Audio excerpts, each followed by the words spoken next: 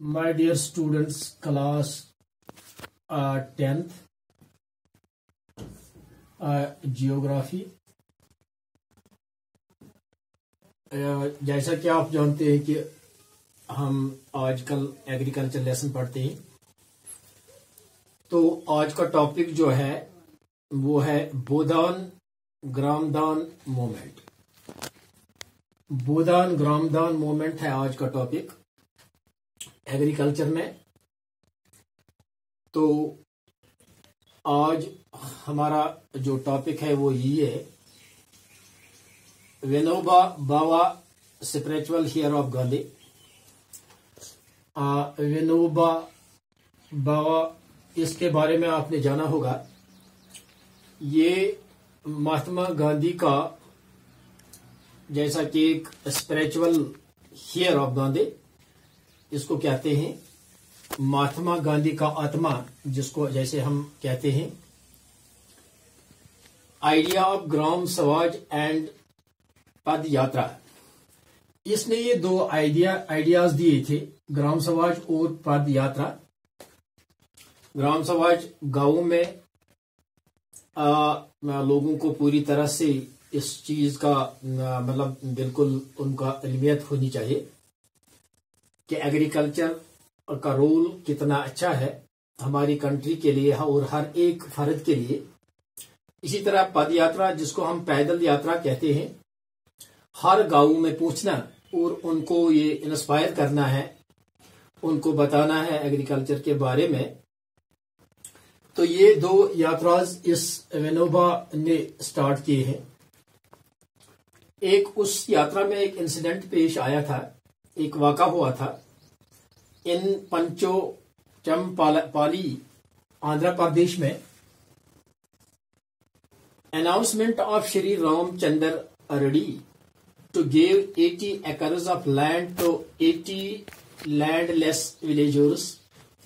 ये रामचंद्र रेड्डी जो था, जब विनोबा भावे उनसे पहुंचे, उसके साथ मशावरत हुई और उसको एग्रीकल्चर के बारे में बताया, उसके फायदे बताए। तो उसने 80 acres ऑफ लैंड जो उसके पास मौजूद थे, उससे भी काफी लैंड मौजूद थे, तो उसने ये लैंड लैंडलेस विलेजर्स के बीच बांटा, उनको दिया और उनको कहा कि इसको चलाओ। तो ये 80 acres ऑफ लैंड बिल्कुल डिस्ट्रीब्यूट हुए थे उन जमींदारों के बीच जो बिल्कुल लैंडलेस थे, जिनके पास बिल्कुल जमीन नहीं थी। तो इस चीज से उन्होंने अब इस लैंड को लिया था, क्योंकि आप जानते हो कि यहाँ की लैंड जो थी ये बड़े बड़े लैंड लॉर्ड्स के पास थी। वही उसको चलाते थे, कमाते थे और खाते थे। उसमें जो आम गरीब जमींदार फार्मर जो था, कल्टीवेटर जो था, उस बेचारे को कुछ मिलता ही नहीं। तो अब इनके पास जब ये विनोबा भावे पहुंच गई, तो उसने उनको पूरी तरह से जहनशीन कराया। तो उसने ये 80 acres लैंड को डिस्ट्रीब्यूट किया था 80 लैंडलेस विलेजर्स में। जब उसने ये उनके पास डिस्ट्रीब्यूट किया, उनको दिया और उनको कहा कि आप इसको चलाओ, तो उस चीज को बाहुदान कहते हैं। इसी चीज को बाहुदान कहते हैं। एज द आइडिया स्प्रेड, जब ये मामला पूरी दुनिया में पहुंच गया, स्प्रेड हुआ था, तो जमींदार जो थे, बड़े बड़े जमींदार थे, उन्होंने जब इस 80 acre लैंड के बारे में सुना कि इसने डिस्ट्रीब्यूट रामचंद्र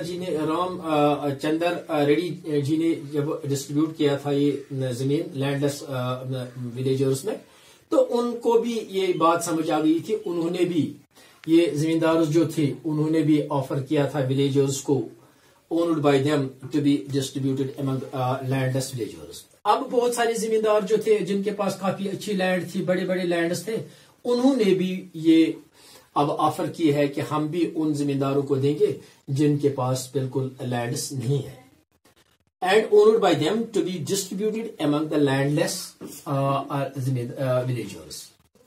इसको हम कहते हैं Gramdan.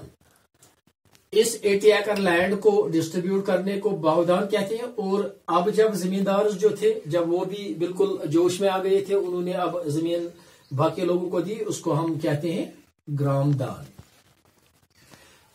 This also is known as bloodless revolution. इसको क्यों ब्लडलेस रेवोल्यूशन कहते हैं?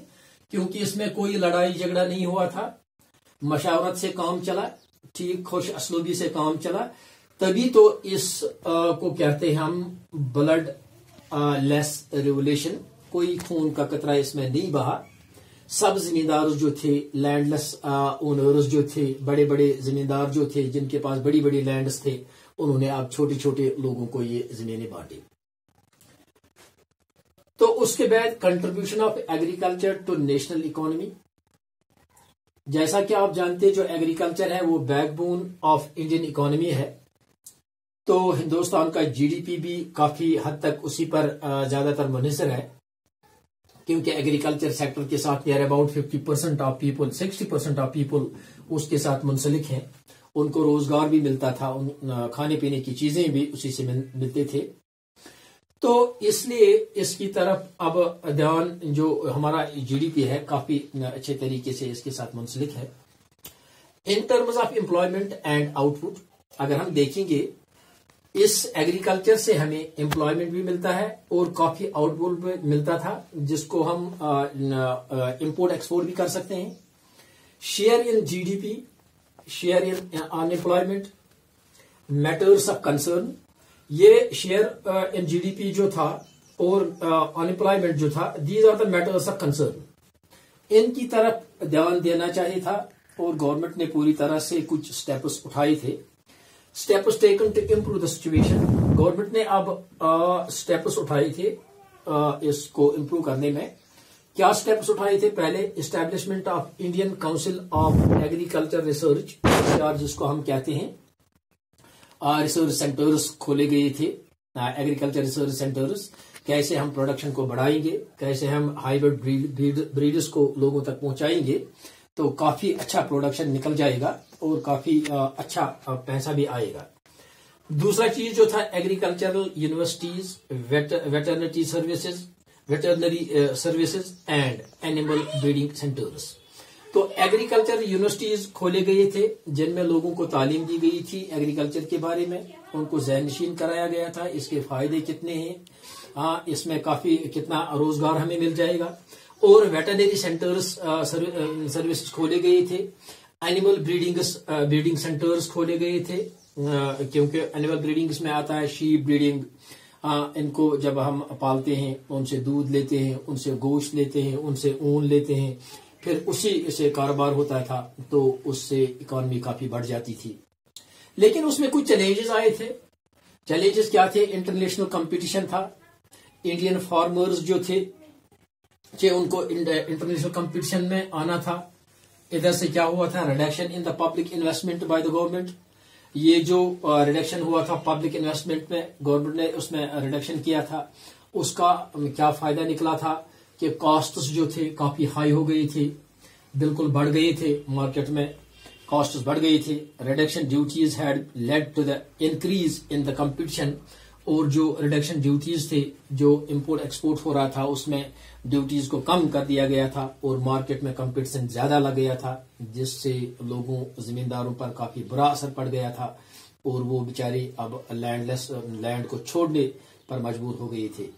ये था आज का इतना ही टॉपिक। एग्रीकल्चर टॉपिक था बाहुदान ग्रामदान मूवमेंट। थैंक्स।